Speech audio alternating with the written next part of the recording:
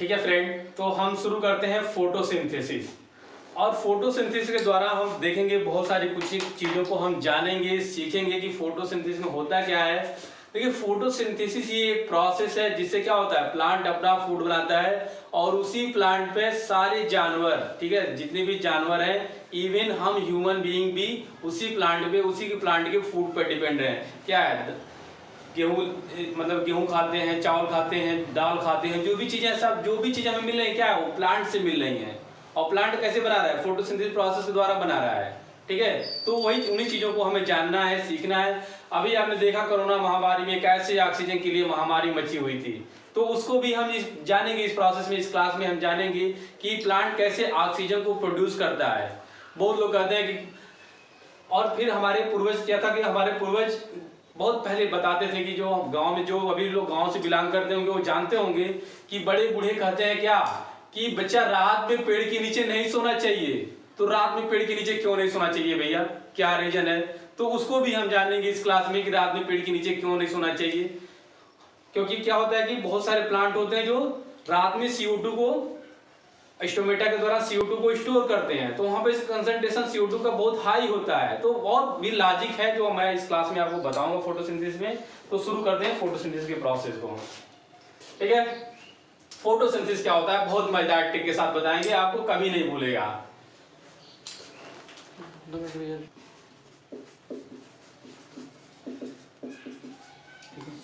Photosynthesis, photosynthesis क्या होता है कि इसमें फिजियो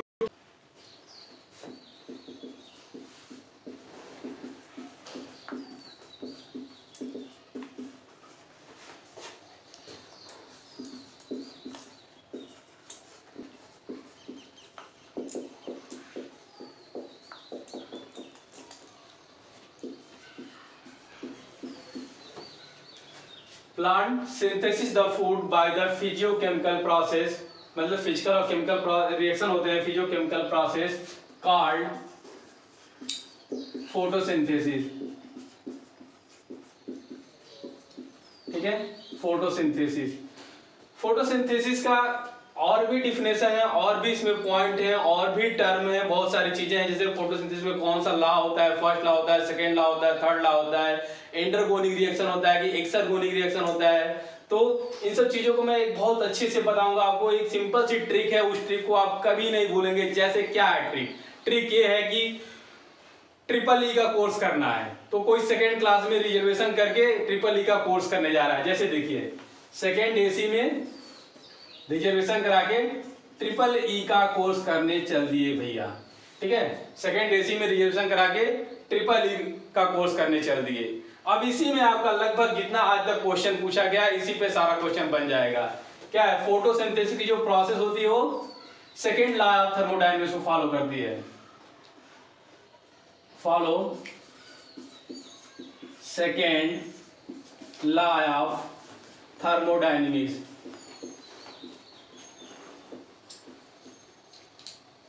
ठीक है, second law of thermodynamics, follow the second law of thermodynamics. ये क्या है, ये जो फोटोसिंथेसिस की प्रोसेस होती है क्या है, एनाबॉलिक होती है, एनाबॉलिक प्रोसेस होती है। एनाबॉलिक क्या होता है, synthesis of complex molecule from the simple molecule, synthesis of complex molecule from simple molecules is known as anabolic process. Same आपको अगर यहीं पे पता चल जाए कैटाबॉलिक क्या होता है, तो उसमें ब्रेक डाउन होता है। ठीक है, तो एनाबॉलिक प्रोसेस में synthesis of complex molecule from the simple molecule. इसके बाद से है आपका सी क्या किसको रिपोर्ट करेगा, सी रिपोर्ट करेगा क्या, convert radiant energy into chemical energy, जो सोलर एनर्जी, सन की लाइट को जो चेंज करता है, कन्वर्ट रेडिएंट एनर्जी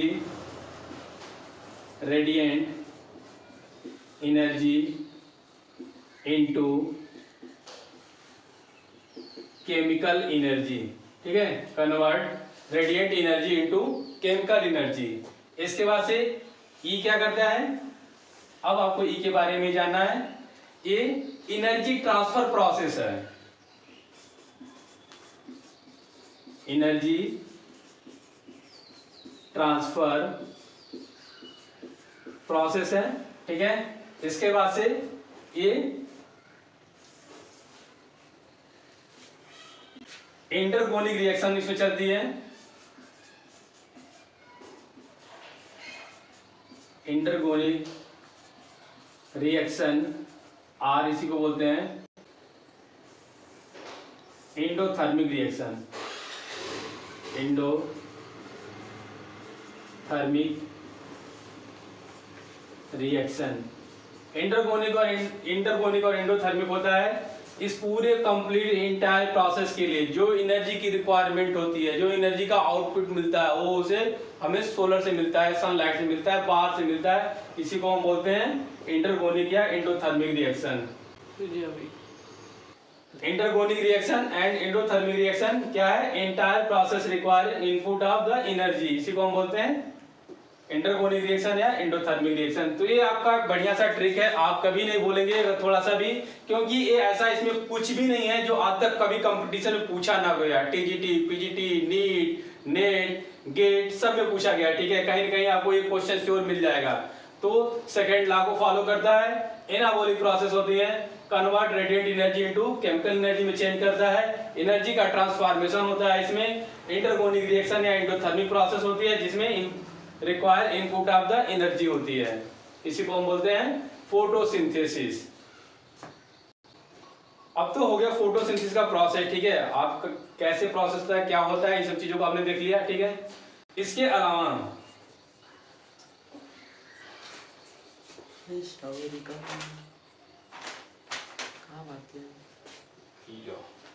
ठीक है, ये हो गया। अब इसके अलावा हम देखते हैं फोटोसिंथेसिस होता है तो उसका हमें क्या लाभ मिलता है, ठीक है। उसका हमें क्या फायदा है? तो उसका हमें फायदा ये है कि फोटोसिंथेटिक के एडवांटेज क्या है, ठीक है। फोटोसिंथेटिक के एडवांटेज क्या है? एडवांटेज हमें दो तरह से मिलता है। एक तो फूड के रूप में, जिसमें क्या है, all animals and human being क्या है, डिपेंडेंट है हम फूड के लिए प्लांट पे, ठीक है। दूसरा क्या है, जो सबसे बड़ी बात है, वो ऑक्सीजन का इवोल्यूशन। प्लांट क्या होता है, ऑक्सीजन को प्रोड्यूस करता है, ठीक है। तो ये हमें एडवांटेज है, सबसे बड़े एडवांटेज है। इसके बाद हम देखते हैं कि फोटोसिंथेसिस की प्रोसेस कहां पे ऑपरेट होती है। तो photosynthesis occurrence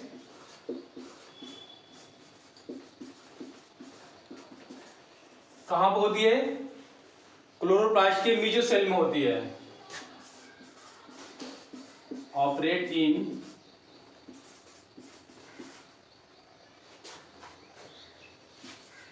mesophyll cell of chloroplast, ठीक है। क्लोरोप्लास्ट के मेसोफिल सेल में होती है। इसका एक रिएक्शन होता है, ठीक है। उस रिएक्शन के द्वारा ही फूड का फॉर्मेशन होता है। तो देख लेते हैं थोड़ा सा फोटोसिंथेटिक रिएक्शन के बारे में। क्या होता है इसमें? 6CO2 12H2O और ये अपना एनर्जी लेके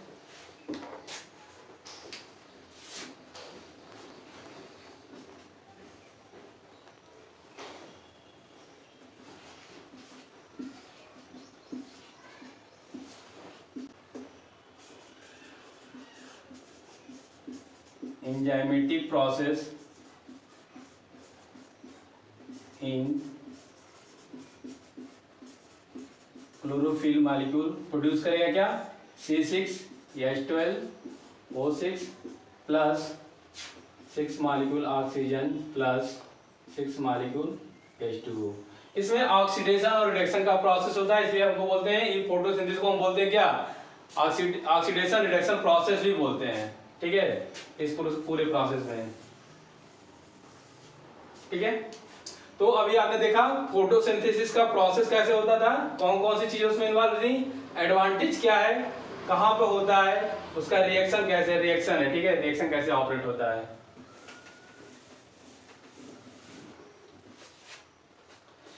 फोटोसिंथेसिस की जो प्रोसेस होती है,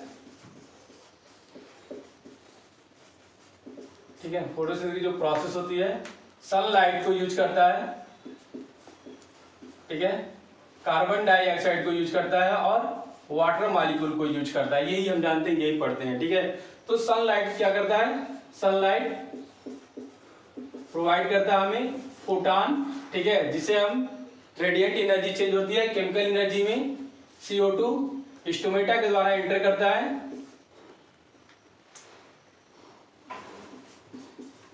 इंटर थ्रू स्टोमेटा, और जो वाटर होता है, वाटर क्या करता है, इलेक्ट्रॉन डोनेट करता है, इलेक्ट्रॉन डोनर है। ठीक है,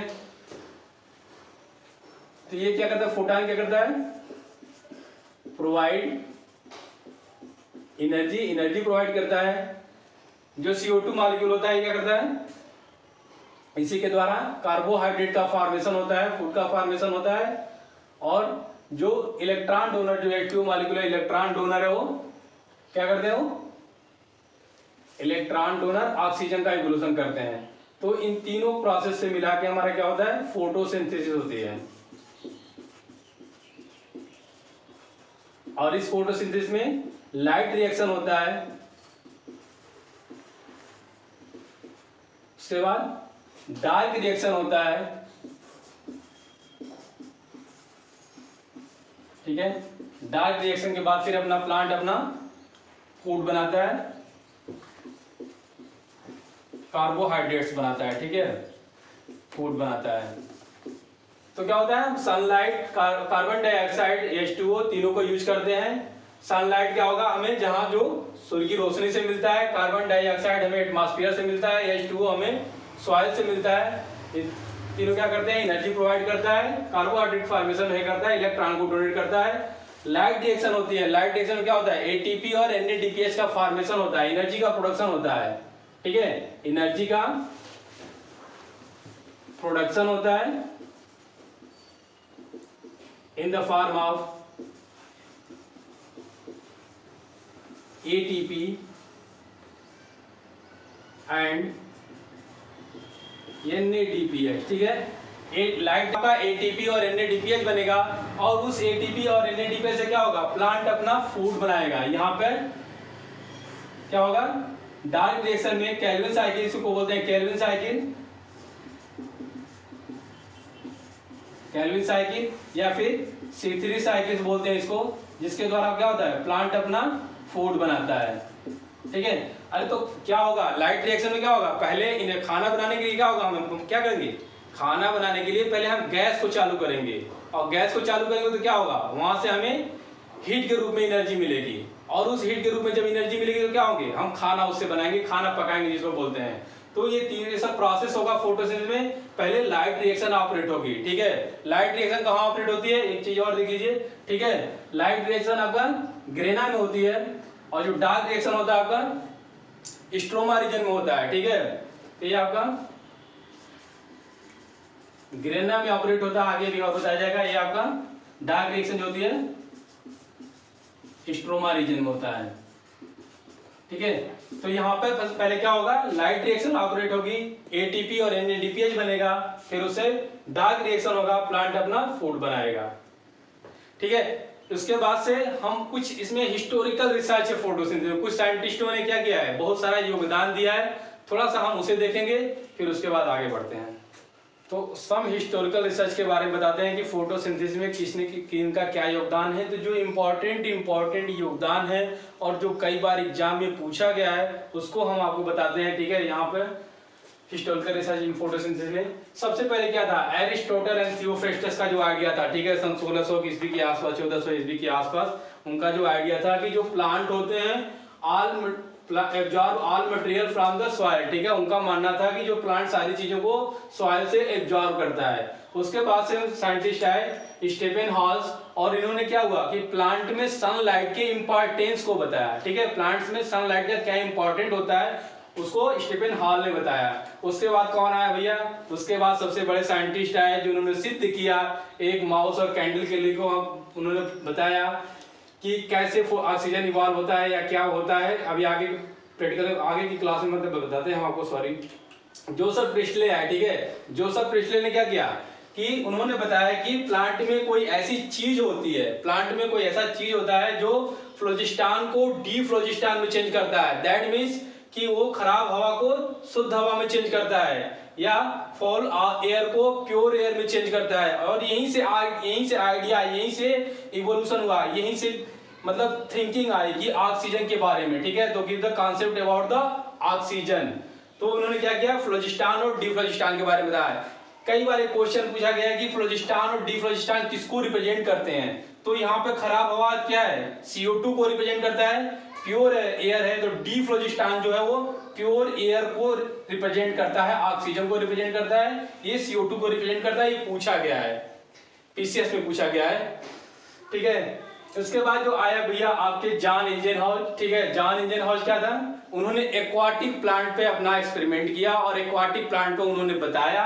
एक एक्वाटिक प्लांट को उन्होंने जार में रख के डुबो के उसमें देखा कि अगर उस पर सनलाइट पड़ रही है तो वहां पे जो ग्रीन पार्ट है वहां से एयर के बबल निकल रहे हैं, ठीक है। अगर उस पर लाइट नहीं पड़ रही है, डार्क पार्ट है, तो दैट मीन्स कि बबल नहीं बन रहा है। दैट मीन्स वहां से ऐसी कोई चीज है जो निकल रही है, जिसे आइडिया ऑक्सीजन के इवोल्यूशन का आइडिया और बढ़ता गया, ठीक है। वान मेयर साहब ने बताया था कि सोलर एनर्जी कैसे केमिकल एनर्जी में चेंज होती है, इसके बारे में उनका आइडिया था, ठीक है। इसके बाद आपका जूलियस वान सैक आए, और जूलियस वान सैक ने क्या बताया, जूलियस वान सैक साहब ने बताया था कि जो प्लांट में ग्रीन पार्ट होता है वो ग्रीन पार्ट क्या प्रोड्यूस करता है, ग्लूकोज।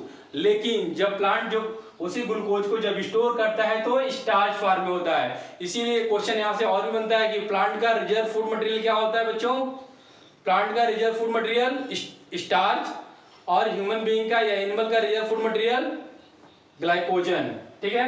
इसके बाद आए आपका एंगलमैन, और एंगलमैन ने बताया था कि एक उन्होंने ग्रीन एल्गी यूज किया था, ग्रीन एल्गी का नाम था क्लाइडोफोरा, और इसे उन्होंने स्प्लिटिंग लाइट प्रिंज के बेस पे उन्होंने सिद्ध किया था कि जो प्लांट होते हैं, जो लीफ होती है, जो पत्तियां होती हैं, वो रेड और ब्लू लाइट को एब्जॉर्ब करती हैं। यहाँ पर देखिए सबसे बड़ी बात है, भूलने वाली नहीं है, रेड को मैं रेड से लिख दिया हूँ, ब्लू को ब्लू से लिख दिया हूँ। दैट मीन्स कि जो प्लांट की लीफ होती है वो सबसे अधिक रेड और ब्लू लाइट को एब्जॉर्ब करती है, ठीक है। इसके बाद आपका वान नेल साहब आए, और वान नेल साहब ने सिद्ध किया अपने प्रैक्टिकल में, अपने एक्सपेरिमेंट में उन्होंने सिद्ध किया कि जो कार्बोहाइड्रेट का फॉर्मेशन होता है वो CO2 से होता है, और जो हमें ऑक्सीजन मिलता है वो वाटर मॉलिक्यूल्स के स्प्लिट होने से, वाटर मॉलिक्यूल के तोड़ने से ऑक्सीजन निकलता है, ऑक्सीजन मिलता है, ठीक है। कैसे किया, उन्होंने ऑक्सीजन की जगह, पानी की जगह हाइड्रोजन सल्फाइड बैक्टीरिया ले लिया, और हाइड्रोजन सल्फाइड बैक्टीरिया ले लिया तो फिर क्या हुआ, देखा कि ऑक्सीजन रिलीज ही नहीं हो रहा है। दैट मीन्स कि जो ऑक्सीजन को रिलीज करने वाला प्रोडक्ट था वो वाटर मॉलिक्यूल था हमारा। इसके बाद से केल्विन साहब आए, जिनका बहुत बड़ा योगदान है फोटोसिंथेसिस में, C3 साइकिल बोलते हैं। इन्होंने यूज किया था C14 आइसोमर, ठीक है। कई बार एग्जाम में ये भी पूछा गया है। इसकी सब इंपॉर्टेंट पॉइंट है। C14 आइसोमर, जैसे हाइड्रोजन सल्फाइड है, रेड ब्लू लाइट है, यहाँ पे ऐसा आपको कुछ भी नहीं है, बस आपको लगेगा कि साइंटिस्ट का नाम हम रट के क्या करेंगे, लेकिन ऐसा नहीं है। यहाँ से सारे क्वेश्चन आए हुए हैं, इसलिए मैं आपको बता रहा हूँ, ठीक है। ये इस पर तो बहुत बार आया, फ्लोजिस्टान डीफ्लोजिस्टान पे, एयर पे, और CO2 और O2 पे। तो जो भी इंपॉर्टेंट है, सिर्फ इंपॉर्टेंट डिस्कवरी, इंपॉर्टेंट रिसर्च मैं आपको बता रहा हूँ। तो केल्विन का क्या था, C14 आइसोटोप यूज किया था कार्बन मॉलिक्यूल का, और डिमॉन्स्ट्रेट किया था C3 साइकिल को। पीटर मिशेल साहब आए। पीटर मिशेल ने क्या किया, ATP की सिंथेसिस के ATP की सिंथेसिस के बारे में उन्होंने बताया, जिन्होंने थ्योरी दिया था, उस थ्योरी का नाम था क्या, केमी ऑस्मोटिक थ्योरी। और केमी ऑस्मोटिक थ्योरी में क्या होता है, ATP का प्रोडक्शन होता है। हिल रिएक्शन है, ठीक है। हिल रिएक्शन में हिल साहब थे, और हिल साहब ने बताया था कि ऑक्सीजन इवोल्यूशन होता है, ऑक्सीजन इवॉल्व होता है, और वो जो इलेक्ट्रॉन को कौन एक्सेप्ट करता है, किस फॉर्म में एक्सेप्ट करता है, तो इलेक्ट्रॉन एक्सेप्टर के बारे में बताया था, Fe2 और Fe3 के रूप में कौन इलेक्ट्रॉन को एक्सेप्ट करता है, ठीक है। इसके आगे हम एक बहुत बड़ा एक्सपेरिमेंट है जोसेफ प्रिस्टले का, उनका देखते हैं, और उसके बाद फिर फोटोसिंथेटिक पिगमेंट के बारे में हम देखते हैं, ठीक है। Joseph Presley experiment. Joseph Presley ने क्या किया कि इन्होंने सिद्ध किया, एक जार लिया, एक कैंडल लिया, एक माउस लिया, एक पौधा लिया, और कैसे किया देखिए बताते हैं, ठीक है। एक जार लिया, ठीक है। इस जार में इन्होंने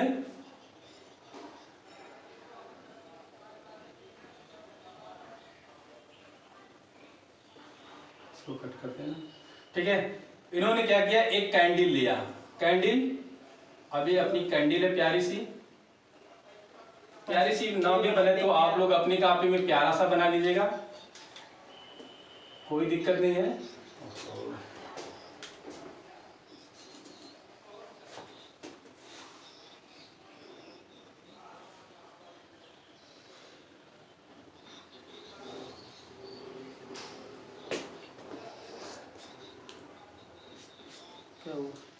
ठीक है, एक प्यारा सा उन्होंने कैंडल लिया, और कैंडल क्या था, बर्निंग कैंडल था, ठीक है, कैंडल बर्निंग था, जल रहा था। और एक प्यारा सा इन्होंने माउस लिया,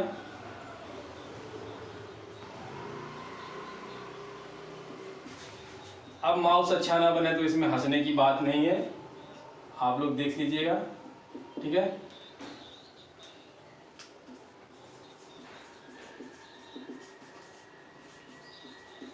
बर्निंग कैंडल, लाइव, माउस लिया। अब इन्होंने क्या किया, इसे एक जार से ढक दिया, ठीक है, इन्होंने एक जार से ढक दिया, और ढकने के बाद फिर देखा इन्होंने कि थोड़ी देर बाद क्या हो रहा है, क्या देखा इन्होंने थोड़ी देर बाद देखा कि जो कैंडल थी वो कैंडल आपकी बुझ गई, ठीक है, जो कैंडल थी आपकी बर्निंग कैंडल ऑफ हो गई, और जो ये माउस था बेचारा,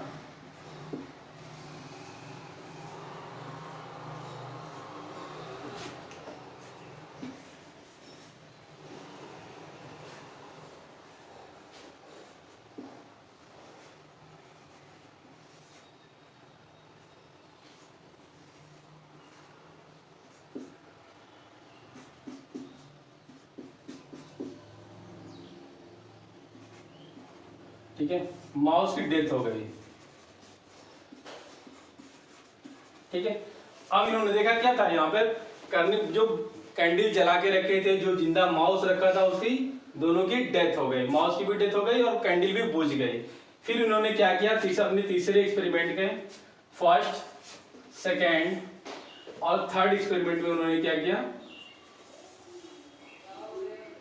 थर्ड एक्सपेरिमेंट में उन्होंने एक मिंट प्लांट लिया,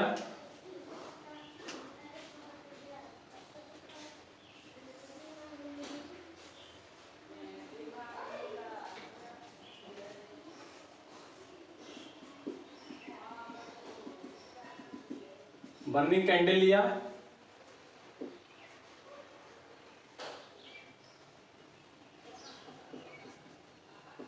लाइव माउस लिया, और इन्होंने एक मिंट का पौधा लिया, मिंट का एक प्लांट लिया इन्होंने,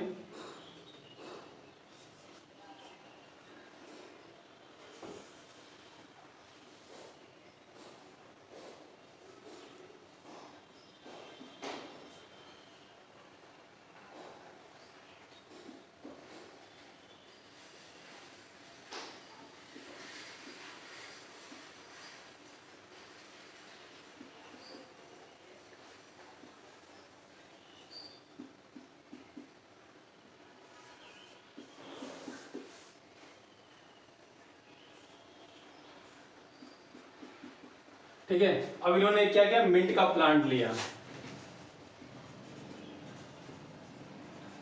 ठीक है।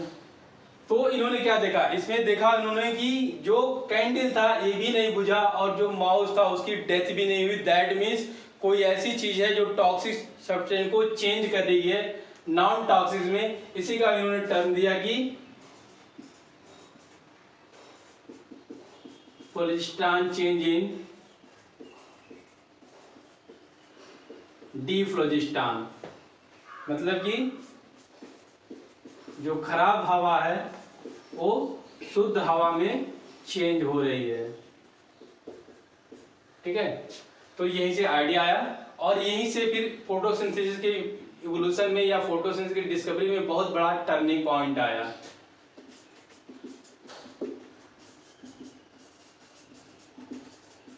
Experiment of Joseph Presley. ठीक है, तो एक बार फिर से देख लीजिए क्या हुआ कि उन्होंने सबसे पहले एक बर्निंग कैंडल लिया, जलती हुई मोमबत्ती लिया और एक जिंदा माउस लिया, उसको क्या किया उन्होंने जार से ढक दिया। ठीक है, ये जार है, जार से इन्होंने ढक दिया और जार से ढकने के बाद क्या हुआ, देखा कि कुछ समय बाद ये जो चूहा था पैर ऊपर कर दिया, अपनी टंगरी जिसको बोलते हैं टंगरी ऊपर कर दिया, दैट मीन्स उसकी डेथ हो चुकी थी। जो माउस जो कैंडल था वो बुझ गया था। अब कैंडल कोई चीज बुझती है तो लोग कैसी करते हैं, लाइफ में डार्कनेस आ गया तो क्या होता है, यहाँ पे जो कैंडल बुझ गई और माउस की मौत हो गई। अब माउस की मौत होने के बाद फिर उनके दिमाग में कुछ आया कि कोई ऐसी चीज है जो टॉक्सिसिटी कॉज कर रही है, जिसकी वजह से चूहे की डेथ हो गई और कैंडल भी बुझ गई। उन्होंने क्या किया, उसमें सेम एक मिंट का प्लांट रख दिया। उसके बाद फिर मिंट का प्लांट रखने के बाद उन्होंने देखा कि न तो कैंडल बुझ रही है और न ही चूहे की डेथ हो रही है। दैट मीन्स कोई ऐसी चीज है जो टॉक्सिसिटी को चेंज कर रही है नॉन टॉक्सिसिटी में। दैट मीन्स फ्लोजिस्टान चेंज हो रहा है आपका डिफ्लोजिस्टान में, मतलब CO2 चेंज हो रहा है O2 में। तो क्या हो रहा होगा इस एक्सपेरिमेंट में, क्या हो रहा होगा, यहाँ से जो CO2 निकल रही है, ठीक है, यहाँ से जो CO2 निकल रही होगी बर्निंग से, ठीक है, इसे प्लांट ले रहा होगा, प्लांट अपना ऑक्सीजन प्रोड्यूस कर रहा होगा, उस ऑक्सीजन के द्वारा ये जो माउस है सर्वाइव कर रहा होगा। यही कहानी चल रही होगी। यही बहुत बड़ा इम्पैक्ट था उस समय डिस्कवरी ऑफ फोटोसिंथेसिस में आगे बढ़ने के लिए। इस एक्सपेरिमेंट के बाद हम आपको बस देखते हैं कि फोटोसिंथेटिक पिगमेंट क्या होते हैं, कौन कौन से पिगमेंट होते हैं जो लाइट को एब्जॉर्ब करते हैं, प्लांट को प्रोटेक्ट करते हैं, क्लोरोफिल मॉलिक्यूल को। फोटोसिंथेटिक पिगमेंट्स, कितने पिगमेंट्स पाए जाते हैं, कितने, 3 क्लोरोफिल मॉलिक्यूल क्लोरोफिल में पाया जाता है, कैटोनॉइड्स में पाए जाते हैं और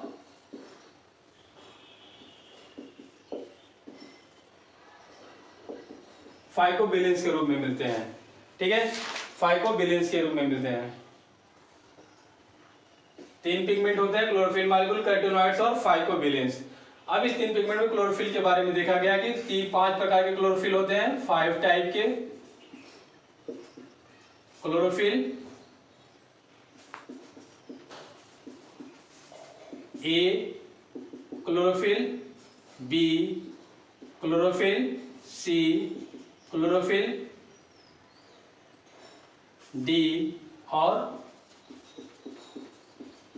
क्लोरोफिल ई। 5 तरह के क्लोरोफिल पाए जाते हैं। इसका क्या फार्मूला होता है, कौन सा लाइट को एब्जॉर्ब करते हैं, कैसा स्ट्रक्चर होता है, 1 बाय 1 पढ़ेंगे।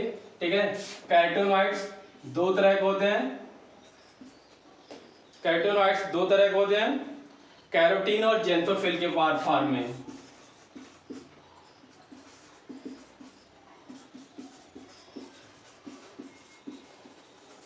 जेंथोफिल्स, कैरोटीन्स भी आपकी 2 तरह की होती है, alpha carotene, alpha carotene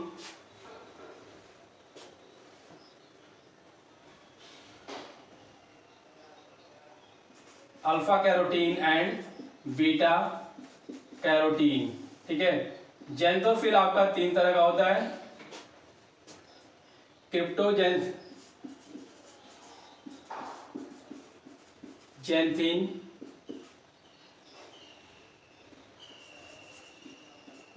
lutein, जिया जेंथिन। ठीक है, ये सब पिगमेंट हैं, हेल्प करते हैं लाइट को एब्जॉर्ब करने में, प्रोटेक्ट करने में। फाइकोबिलेंस आपका 2 तरह का होता है, कौन कौन सा,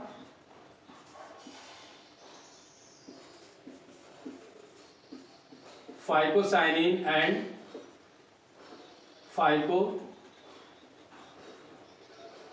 फाइकोइरेथ्रिन। ठीक है, ये क्या करते हैं, ये लाइट को एब्जॉर्ब करते हैं, ये लाइट को एब्जॉर्ब करते हैं, लाइट एब्जॉर्बिंग कॉम्प्लेक्स है।